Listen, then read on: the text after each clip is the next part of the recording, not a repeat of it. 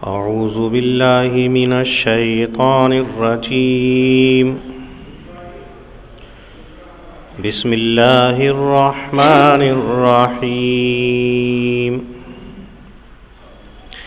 إن أحسنتم أحسنتم لأنفسكم وإن أسأتم فلها فإذا جاء وعد الآخرة ليسوءوا وجوهكم وليدخلوا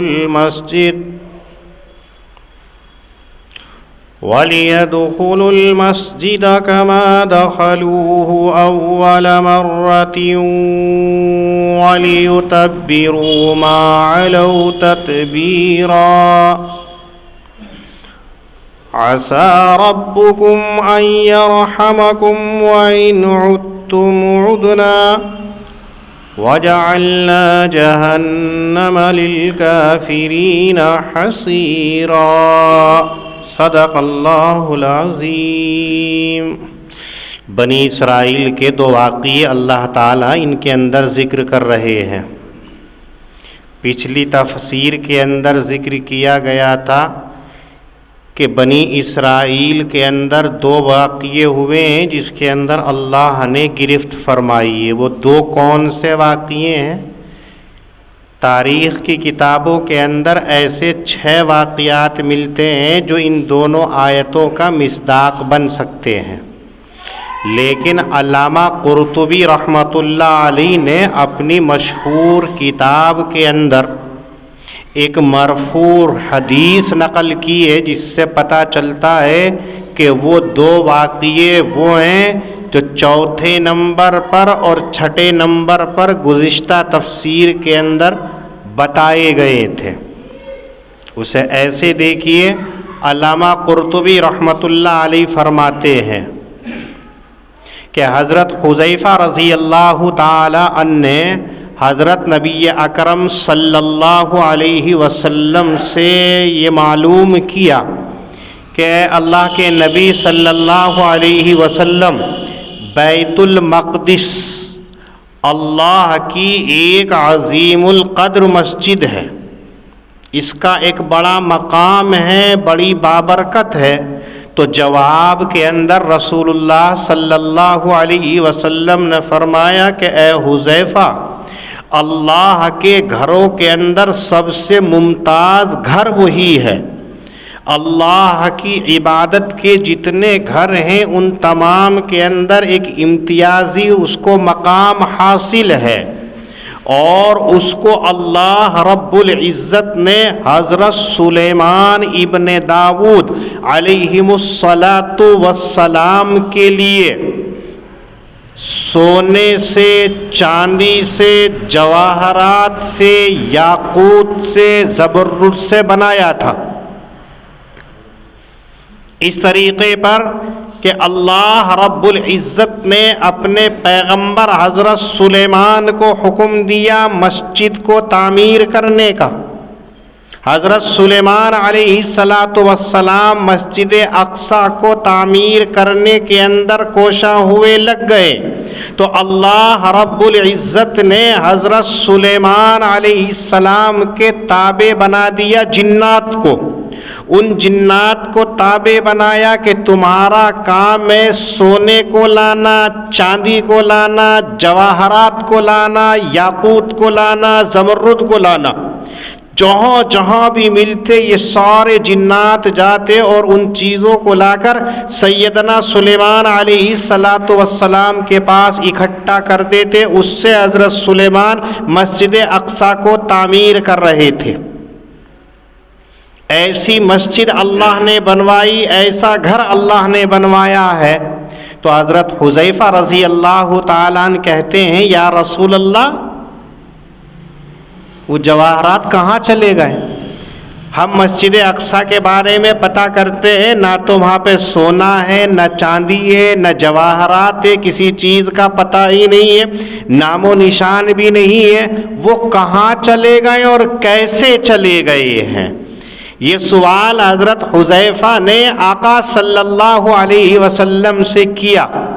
تو جواب کے اندر نبی صلی اللہ علیہ وسلم نے ارشاد فرمایا کہ حذیفہ سنو، بنی اسرائیل جب تک اس کی خدمت کرتے رہے، مسجد اقصیٰ کی دیکھ بھال کرتے رہے، جب تک یہ دین موسوی کے اوپر عمل کرتے رہے، اس وقت تک یہ مسجد اپنی حالت پر باقی رہی، اس وقت تک تمام کے تمام جواہرات مسجد کے اندر موجود تھے۔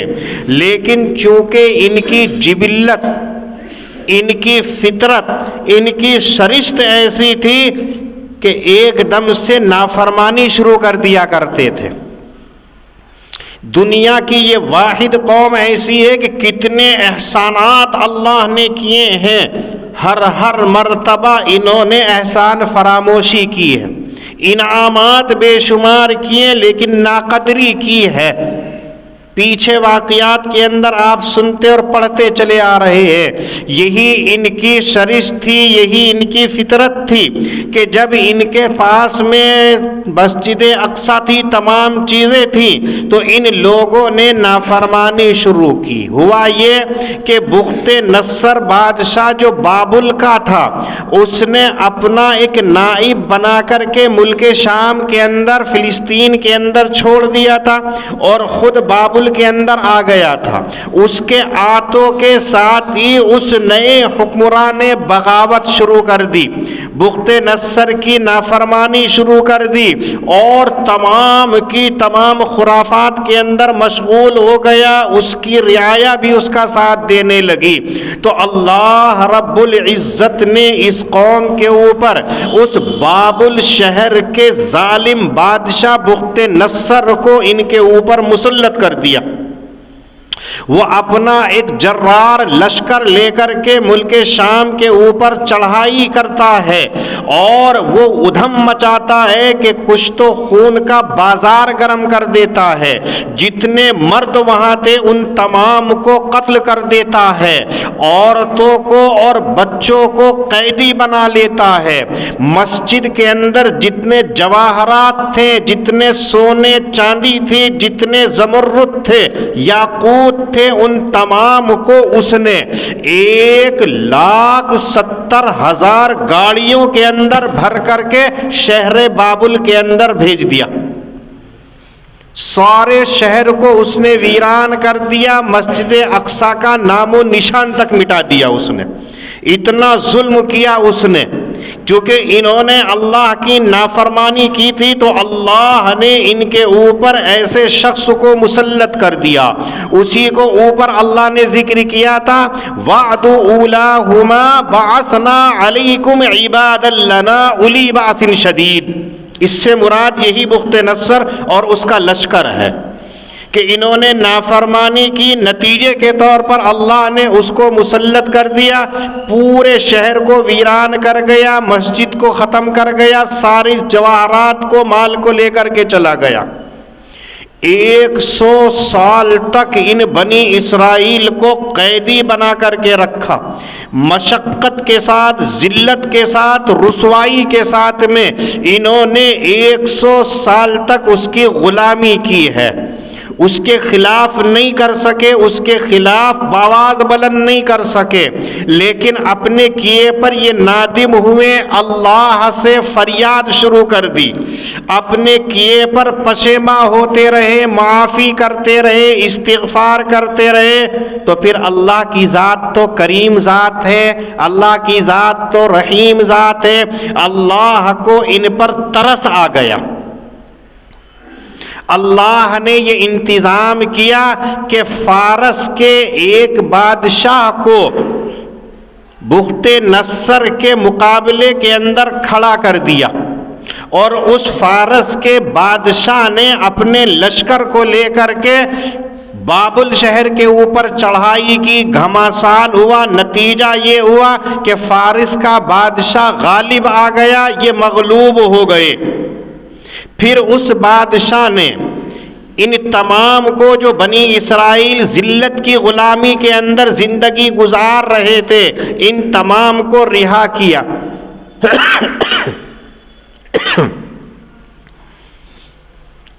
جتنا سامان تھا وہ سب کا سامان ان کو دیا، جتنا بخت نصر جواہرات یاقوت وغیرہ کو لوٹ کر کے لے گیا تھا وہ سارے کا سارا شہر بابل سے لے کر کے اس فارس کے بادشاہ نے انہیں پھر دوبارہ ملک شام فلسطین کے اندر آباد کر دیا۔ اور پھر اس نے مزید یہ احسان کیا کہ پہلے طریقے پر جو مسجد اقصی تعمیر تھی اسی نمونے کے اوپر پھر دوبارہ اس نے مسجد اقصی کی تعمیر کرا دی۔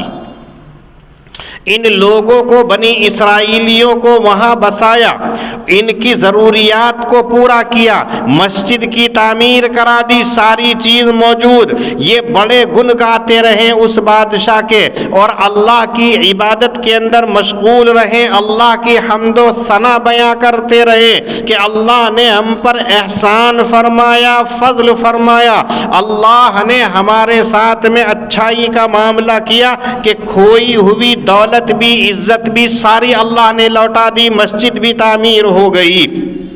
لیکن چونکہ ان کی فطرت نافرمانی کرنے کی تھی، آدمی وقتی طور پر تو ایک دم سیدھا ہو جاتا ہے اور جیسے ہی ہٹتا ہے پھر ٹیڑھا ہو جاتا ہے۔ آپ نے سنی ہوگی کہ کتیا کے کتے کی پونچھ جو ہوتی ہے وہ ٹیڑھی ہوتی ہے، کتنے سال تک دبا کر کے رکھو، جب نکالو گے تو وہ ٹیڑھی کی ٹیڑھی نکل کر کے آتی ہے۔ فطرت جیسی ہوتی ہے وہ بدلتی نہیں ہے۔ جبل گردد جبلت نہ گردد، پہاڑ تو ہٹ سکتا ہے لیکن انسان کی جو فطرت ہوتی ہے کسی کی ڈنک مارنے کی ہے وہ نہیں جاتی ہے، کسی کی نیکی کرنے کی ہے وہ نہیں جاتی ہے۔ مشہور واقعہ آپ نے تقریروں کے اندر سنا ہوگا کہ ایک بزرگ جا رہے تھے سفر کے اندر، راستے میں ایک دریا پڑتا ہے، اس کے قریب تھوڑی سستانے کے لیے بیٹھ گئے ایک درخت، اس درخت کے اوپر ایک بچھو تھا، وہ اوپر سے ہوا سے گر کر کے نیچے پانی میں آ پڑا۔ اب وہ بچھو پانی سے کیسے نکلے؟ وہ اچھل کود کر رہا ہے لیکن پانی سے کنارے پر نہیں آ سکتا ہے۔ یہ چونکہ اللہ والے تھے، نیک تھے، تو اللہ والوں کا دل نرم ہوتا ہے، وہ کسی کو نہیں دیکھتا ہے کون ہے۔ وہ دیکھا کہ یہ ڈوب رہا ہے اور بلا وجہ کا ہے، ہوا سے نیچے آ پڑا۔ اندر دریا کے اندر پہنچتے ہیں اور اس کو اٹھا کر کے ہتھیلی پہ رکھ کر کے تیر کر کے آگے چلتے ہیں، وہ ڈنک مار دیتا ہے۔ جیسے ڈنگ مارتا ہے تو اس کے جذبات کے اندر آ کر کے ہاتھ ہلتا ہے اور وہ پھر نیچے گر جاتا ہے۔ اس کو پھر اٹھاتے ہیں، ہتھیلی پر رکھتے ہیں اور پھر چلتے ہیں، وہ پھر ڈنگ مارتا ہے۔ کئی مرتبہ ایسا ہوا، اٹھا رہے ہیں، وہ ڈنگ مارتا ہے، گر جاتا ہے، مارتا ہے، ڈنگ مارتا ہے، پھر گر جاتا ہے۔ وہاں ایک صاحب اور گزرتے ہیں، انہوں نے یہ ماجرا دیکھا تو کہنے لگے، بڑے میاں یہ کیا کر رہے ہو؟ اس بچھو کے لیے تم پانی میں کود گئے ہو اور یہ بچھو اپنی فطرت سے باز نہیں آ رہا ہے، آپ تو اس کو بچانا چاہ رہے ہیں لیکن یہ اپنی فطرت سے باز نہیں آ رہا۔ اسے پتا ہے کہ پانی میں گرا رہا، تھوڑی دیر کے بعد میں پہنچ جائے گا اللہ کے پاس میں، مر جائے گا، لیکن پھر بھی وہ آپ کو اپنی حرکت سے چھوڑ نہیں رہا ہے، آپ اس کو اس کے حال پر چھوڑ دیجئے۔ تو ان بزرگ نے یہ کہا کہ اس کو معلوم ہے کہ وہ ڈوب کر کے مر جائے گا، اس کے باوجود جب اپنی فطرت کو یہ نہیں چھوڑ رہا ہے تو ہماری فطرت کے اندر تو کرم کرنے کی ہے، رحم کرنے کی ہے، مدد کرنے کی ہے۔ میں اپنی فطرت کو کیسے چھوڑ دوں؟ میں ایک بچھو کی وجہ سے اپنی فطرت کو چھوڑ دوں؟ یہ میری فطرت گوارا نہیں کرتی ہے۔ یہ انسان کی اچھائی اور برائی۔ آج کا کیا ہے، اس نے ایک تھپڑ مارا، میں دو تھپڑ ماروں گا، اس نے دعوت کری ہے، میں بھی دعوت کروں گا۔ اگر حاجی مستقیم سوں گے تو حاجی ایوب کہہ رہا ہے میں بھی سوں گا، تو بھی سو میں بھی سوں گا، میں دیکھتا ہوں کیا ہوتا ہے۔ تو یہاں تو مقابلہ ہوتا ہے ایک دوسرے سے۔ انسانی فطرت یہ نہیں ہوتی ہے، انسانی تو یہ ہوتی ہے کہ ہمارا کام ایثار کرنا ہے، ہمارا کام کرم کرنا ہے، ہمارا کام مدد کرنا ہے، ہمارا کام دوسرے کے ساتھ میں حسن سلوک کرنا ہے، کوئی کرے یا نہ کرے۔ کوئی ستا رہا ہے ستانے دیجئے، کوئی ظلم کر رہا ہے کرنے دیجئے، لیکن ہمارا کام ہے دوسرے کو راحت پہنچانا، فائدہ پہنچانا، وہ ہم کرتے رہیں گے، بدلے کی اجازت نہیں ہے۔ یہی وہاں تھا، لیکن ان کی فطرت تھی بنی اسرائیل کی کہ جب ان کو آسودگی ہو جاتی، جب ان کو راحت مل جاتی، کچھ دن کے اندر عیش و عشرت کے اندر پڑتے تو پھر اپنی حرکت پر آ جاتے، پھر اللہ کی نافرمانی شروع کر دی۔ بھول گئے کہ 100 سال تک ذلیل رہے، بھول گئے کہ ان کے مردوں کو قتل کر دیا تھا، بھول گئے کہ ان کی مسجد کو تباہ و برباد کر دیا تھا، بھول گئے کہ ان کے شہر کو، ملک کو برباد کر دیا تھا، لیکن پھر اس کے اندر آ گئے، انہوں نے پھر نافرمانی شروع کی۔ تو وہ چھٹا واقعہ اسی کے اندر ہے۔ پھر نبی اکرم صلی اللہ علیہ وسلم فرماتے ہیں جب انہوں نے نافرمانی کی اور نافرمانی حد سے زیادہ بڑھ گئی، ان کی طغیانی بے انتہا ہو گئی، سرکشی زیادہ ہو گئی، تو پھر سلاطین روم میں سے ایک بادشاہ تیتس نامی کو اللہ نے ان کے اوپر مسلط کر دیا۔ وہ تیتس بادشاہ نہ نصرانی تھا نہ یہودی تھا، بے دین تھا۔ وہ اپنا لشکر جرار لے کر کے آتا ہے اور اس نے آ کر کے پھر ان بنی اسرائیلیوں کے اوپر حملہ کیا، اور اس نے دونوں راستوں سے حملہ کیا، خشکی کے راستے سے بھی حملہ کیا اور سمندری راستے سے بھی حملہ کیا۔ اگر یہ سمندر سے بھاگنا چاہے تو نہیں بھاگ سکتے، اور اگر یہ خشکی کے راستے سے بھاگنا چاہے تو نہیں بھاگ سکتے ہیں۔ دونوں راستوں سے ان کو گھیر کر کے پھر اس نے حملہ کیا، اور اس حملے کے اندر اس نے پھر وہی کیا کہ مسجد اقصی کی بے حرمتی کر دی، اس کا نام و نشان مٹا دیا، پھر مسجد اقصی کو ویران کر دیا۔ پھر جتنے وہ جواہرات تھے، جتنے وہ یاقوت زمرد تھے جس سے مسجد اقصی تعمیر ہوئی تھی، پھر وہ 1,70,000 گاڑیوں میں بھر کر کے اپنے شہر کے اندر لے گیا اور کنیسۃ الذہب کے اندر جا کر کے رکھ دیا۔ اس نے ان تمام کے اوپر ظلم کی انتہا کر دی، تمام سامان کو لوٹ کر کے لے گیا اور کنیسۃ الذہب روم کے اندر جا کر کے رکھ دیا، جو آج بھی موجود ہے۔ وہ مال، وہ دولت آج بھی اسی کنیسہ کے اندر رکھا ہوا ہے جس کو کنیسۃ الذہب کہا جاتا ہے۔ نبی اکرم صلی اللہ علیہ وسلم فرماتے ہیں اخیر زمانے کے اندر، قرب قیامت کے وقت کے اندر، جب حضرت مہدی رضی اللہ تعالی عنہ تشریف لائیں گے دنیا کے اندر، ان کا ظہور ہوگا، پھر وہ جائیں گے اور وہاں کنیسہ سے 1,70,000 کشتیوں میں وہ سارے کا سارا سامان بھر کر کے لائیں گے اور پھر مسجد اقصی کے اندر لا کر کے اسی جگہ پر لگا دیں گے۔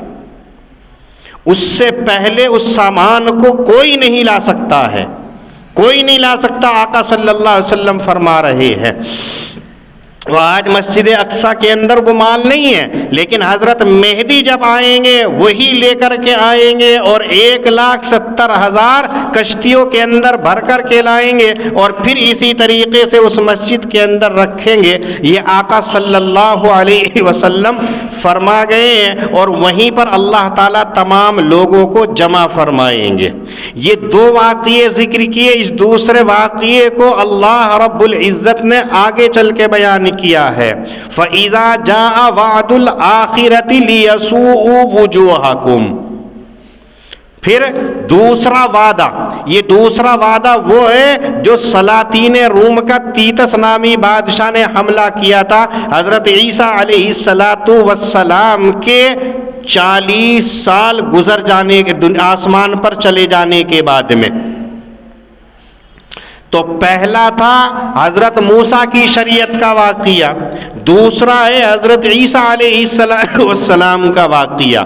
دونوں کے اندر اللہ نے بتا دیا کہ جب جب ان لوگوں نے نافرمانی کی ہے تب تب اللہ نے اپنے بندوں کو اس کے اوپر مسلط کر دیا ہے۔ ان دو واقعے کو اللہ نے کیوں ذکر کیا ہے؟ اس کے اندر ایک ضابطہ بیان کیا ہے جو ہمارے اور آپ کے لیے ہے۔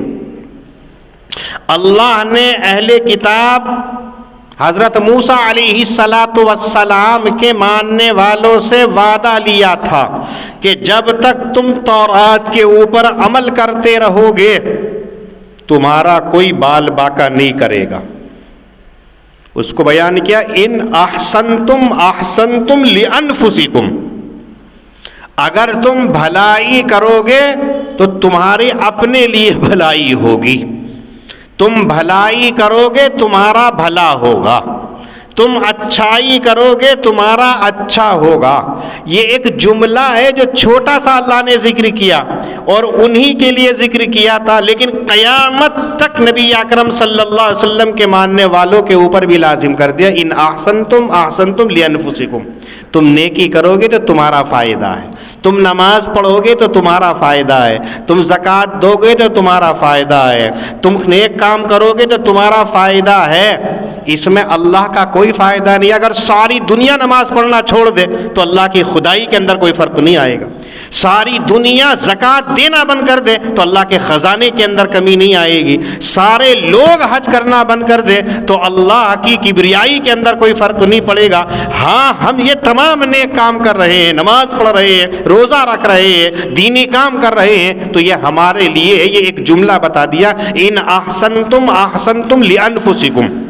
اگر تم کسی کے ساتھ بھلائی کرو گے تو تمہارے اپنے لیے ہے، کسی دوسرے کے لیے نہیں ہے. بس یہ سوچ جو بنا لے گا وہ کامیاب ہو جائے گا. اور اگر یہ سوچ، اگر یہ میرے ساتھ حسن سلوک کرے گا تو میں بھی، یہ مجھے دعوت کرے گا تو میں بھی دعوت کروں گا، یہ میرے گھر آئے گا تو میں بھی اس کے گھر جاؤں گا، یہ میری مدد کرے گا تو میں اس کی بھی مدد کروں گا. یہ قانون نہیں ہے. قانون الہی یہی ہے کہ تم اچھائی کرتے رہو، لوگوں کو فائدہ پہنچاتے رہو، مخلوق خدا کے اوپر ترس کھاتے رہو، کبھی اپنی ذات سے کسی کو تکلیف نہ پہنچاؤ، یہ تمہارے لیے فائدے کی چیز ہے. وَإِنْ أَسَأْتُمْ فَلَهَا، اور اگر تم برائی کرو گے تو وہ تمہارے لیے ہے. تم نے فلم دیکھ لی، تم نے زنا کر لیا، تم نے کسی کے مال کو غصب کر لیا، تم نے کسی کے حق کو مار لیا، تم نے کسی کے ساتھ میں غلط معاملہ کر لیا، تو یہ تمہارے لیے وبال تمہارے اوپر ہوگا. نبی اکرم صلی اللہ علیہ وسلم نے فرمایا اگر کوئی آدمی برائی کرتا ہے تو یہ برائی جو ہوتی ہے اسی کے لیے ہوتی ہے، اور جو اس کا ساتھ دینے والے ہوتے ہیں برائی کا، تو ایسی صورت کے اندر وہ برائی کا معاملہ جو ہے اس کے ساتھ، اور جتنے اس برائی کے اندر شریک ہوتے ہیں وہ تمام کے تمام کا گناہ بھی اس کے اوپر ہوتا ہے، اور اس کی برائی کے گناہ کی عذاب کے اندر اور اس کی سزا کے اندر کوئی کمی نہیں ہوتی ہے. اس لیے اس میں ایک ضابطہ ہمارے لیے اور ایک اصول ہمارے لیے بیان کیا اللہ تعالیٰ نے اس واقعے سے کہ دیکھو ان بنی اسرائیلیوں نے نیکی کی تو اللہ نے ان کو فراوانی سے نواز دیا، جب انہوں نے نافرمانی کی تو بخت نصر کو اس کے اوپر مسلط کر دیا، پھر انہوں نے توبہ کر لی تو اللہ نے پھر شاہ ایران کے ذریعے سے ان کو جو ہے پھر خوشحال کر دیا، پھر نافرمانی کی تو سلطان روم کے ذریعے سے پھر ان کو اب ہلاکت کے اندر ڈال دیا. اب تیسری مرتبہ شریعت محمدیہ آتی ہے، نبی اکرم صلی اللہ علیہ وسلم کی نبوت اور شریعت آتی ہے. تو اہل کتاب یاد رکھو اب تمہارا کام ہے اس کو ماننا، ان احسنتم احسنتم لانفسکم، اور اگر تم ایسا نہیں کرو گے تو پھر تمہاری پکڑ ہونی ہے، پھر تمہاری گرفت ہونی ہے. اور یہ قانون ان کے لیے تھا لیکن تمام لوگوں کے لیے ہے، امت مسلمہ کے لیے بھی ہے. یہاں ایک بات اور بھی یاد رکھنی ہے، اللہ رب العزت نے اپنی عبادت کے دو گھر ایسے بنائے ہیں جس کو تمام مسلمان عقیدت رکھتے ہیں. یوں تو جتنے اللہ کے گھر ہیں عبادت کے ہر مسلمان اس سے محبت کرتا ہے، لیکن دو مقام ایسے ہیں کہ جن سے اس کا قلبی تعلق ہوتا ہے، جذباتی تعلق ہوتا ہے، عاشقانہ تعلق ہوتا ہے، عقیدہ اس سے رکھتا ہے. ایک بیت اللہ ہے اور ایک مسجد اقصی ہے جس کو بیت المقدس کہا جاتا ہے. دونوں کو اللہ رب العزت نے قبلہ بنایا ہے. بیت اللہ سے پہلے مسجد اقصی قبلہ تھا، پھر اس کے بعد میں اللہ رب العزت نے بیت اللہ کو جو ہے یہ شرف بخشا کہ اس کو جو ہے قبلہ بنا دیا، اور اب یہ قیامت تک قبلہ رہے گا، اس کے اندر تحویل نہیں ہوگی، تبدیلی نہیں ہوگی. تو مسجد اقصی بھی قبلہ رہا اور بیت اللہ جو ہے مسجد حرام ہے وہ بھی قبلہ ہے، لیکن دونوں کا معاملہ اللہ نے الگ الگ کیا ہے، وہ ہمیں یاد رکھنا ہے. بیت اللہ کو اللہ نے قبلہ بنایا. بیت اللہ کے بارے میں اللہ نے قرآن میں فرمایا ان اول بیت وضع للناس للذی ببکہ، بہترین پہلا گھر جو ہے وہ اللہ نے بکہ مکۃ المکرمہ کے اندر بنایا ہے، جس کو ہم قبلہ کہتے ہیں، کعبہ کہتے ہیں، اور اس کی حفاظت اللہ رب العزت نے اپنے ذمے لی ہے. بیت اللہ کی حفاظت اللہ تعالیٰ خود کرتے ہیں، کسی کے ذمے اس کی خدمت نہیں رکھی ہے۔ مشہور واقعہ ہے جو اصحاب فیل کا آپ پڑھتے ہیں سنتے بھی ہیں کہ یمن کے نصرانی بادشاہ ابرہا نے بیت اللہ کو مسمار اور منہدم کرنے کے لیے لشکر کے ساتھ میں چڑھائی کی۔ نتیجہ یہ ہوا کہ بیت اللہ کے قریب تک نہیں آ پہنچا کہ اللہ نے ابابیل جو معمولی سا جانور تھا اس کے ذریعے سے اس کے لشکر کو اور تمام ہاتھیوں کو ہلاک کر دیا تھا۔ سب اس کو جانتے ہیں۔ تو بیت اللہ کی حفاظت اللہ کرتے ہیں، کوئی نہیں کر سکتا ہے، اللہ تعالیٰ کر رہے ہیں۔ لیکن مسجد اقصی کو قبلہ بنایا اللہ نے، لیکن اس کی ذمہ داری اللہ نے اپنے نہیں لی ہے، بلکہ اللہ رب العزت نے اس کی حفاظت کا ایک ضابطہ بنا دیا ہے، جو قرآن کریم کی آیات سے معلوم ہوتا ہے کہ بیت المقدس کی حفاظت کا ضابطہ یہ ہے، بیت المقدس کی حفاظت کا معیار یہ ہے کہ جب تک تم دین کے اوپر عمل کرتے رہو گے، جب تک تم دین کے اوپر عامل رہو گے، اس وقت تک مسجد اقصی محفوظ رہے گی۔ اور جب تم بدعمل ہو جاؤ گے، جب تم بے دین ہو جاؤ گے، جب تم دین سے انحراف کر لو گے، جب تم اس سے روگردانی کرنے لگو گے، اپنے دین کے اندر، اپنے مذہب کے اندر سست ہو جاؤ گے، غافل ہو جاؤ گے، تو پھر اس کی حفاظت تم نہیں کر سکو گے، پھر وہ دوسروں کے قبضے کے اندر چلی جائے گی۔ دیکھیے دو واقعے قرآن نے ذکر کیے کہ پہلے انہوں نے نافرمانی کی تو بخت نصر بادشاہ کو اللہ نے مسلط کر کے مسجد اقصی کو ویران کرا دیا۔ انہوں نے توبہ کی، اپنے کیے پر نادم ہوئے، تائب ہوئے، تو اللہ نے پھر انہیں مسجد اقصی دلوا دی۔ اس کے بعد میں پھر یہ غافل ہوئے تو سلطان روم کے ذریعے سے اللہ نے پھر ان کو سزا دی اور ان سے پھر مسجد اقصی کو مسمار کرا دی۔ پھر یہ تائب ہوئے ہیں تو اس کے بعد میں حضرت عمر ابن خطاب رضی اللہ تعالیٰ عنہ کے زمانے کے اندر پھر اثر و تعمیر ہوئی جو اب تک باقی ہے۔ لیکن مسلمانوں نے جب سے نافرمانی شروع کر دی ہے، مسلمانوں نے غفلت شروع کر دی ہے، تو اب مسجد اقصی پھر مسلمانوں کے ہاتھ سے نکل چکی ہے۔